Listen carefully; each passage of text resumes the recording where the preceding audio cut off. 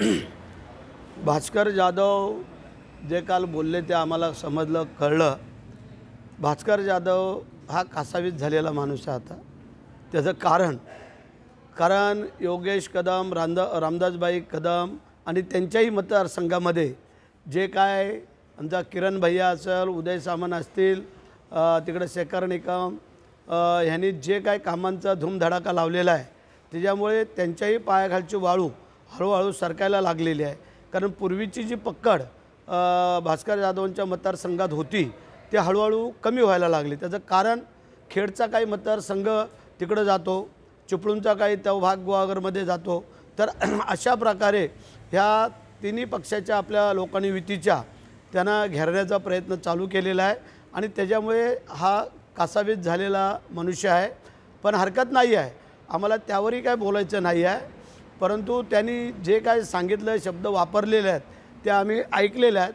परंतु आमची जनता, माझे मतदारसंघ, माझे मतदार बांधव हे अत्यंत सुज्ञ आहेत। हे अशा आव आणून बोलणाऱ्याच्या भूलथापांना बळी पडत नाही आहेत। हे गेले 3 टर्म ह्या लोकांनी पाहिलं, अनुभवलं आणि करूनही दाखवलं।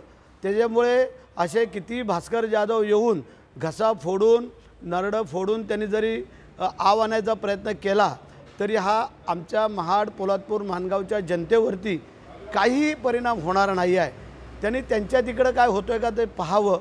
परंतु तुम्हाला सांगू इच्छितो की ह्यांनी भास्कर जाधवांनी ही मुख्यमंत्र्यांची संधान साधलं होतं।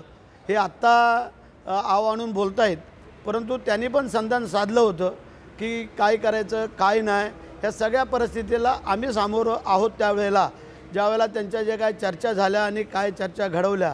पण हरकत नाही आहे, आता जे आहेत तिथं त्यांना असू द्या, आमचं त्याबद्दल म्हणणं नाही आहे। परंतु की येणारा काळ हा पहिला खासदारकीचा आहे। खासदारकीच्या ह्याच्यामध्ये हा मतदारसंघ गुहागरपर्यंत जातो रायगडचा। त्यामुळे दूध का दूध पाणी का पाणी कळून जाईल की बाबा कुठल्या कुठल्या मतदारसंघामध्ये जे आपले खासदारकीचे उमेदवार उभे राहतील त्याला जास्त मतं पडतायत। मग गुहागरला पडतायत, दापोलीच्या मतदारसंघात पडतायत, महाडच्या पडतायत, अलिबागच्या पडतायत, पेनच्या पडतायत का श्रीवर्धनच्या पडतायत।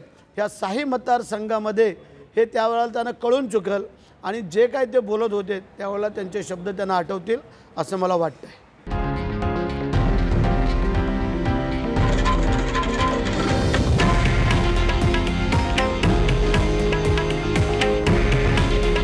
हे आहे देशातील नंबर 1 न्यूज नेटवर्क आणि आपण पाहत आहात TV9 मराठी। काळजी तुमची, हित महाराष्ट्राचं।